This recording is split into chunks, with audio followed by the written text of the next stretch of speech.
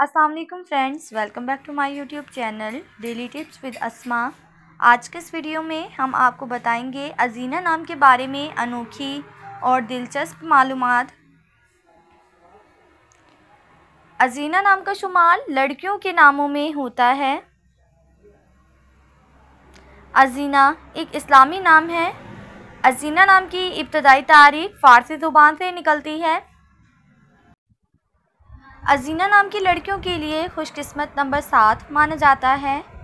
माहिरीन के मुताबिक अजीना नाम की लड़कियां बहुत बहादुर होती हैं। अजीना नाम का मतलब है खलकत पैदा करने वाली। अजीना नाम की लड़कियों के लिए खुशकिस्मत दिनों में हफ्ता और मंगल का दिन शामिल है। अजीना नाम के अफराद के लिए मुवाफिक रंगों में सुनहरी और सब्ज़ रंग शामिल है। अजीना नाम के अफराद के लिए मुवाफिक पत्थरों में दूधिया पत्थर शामिल है।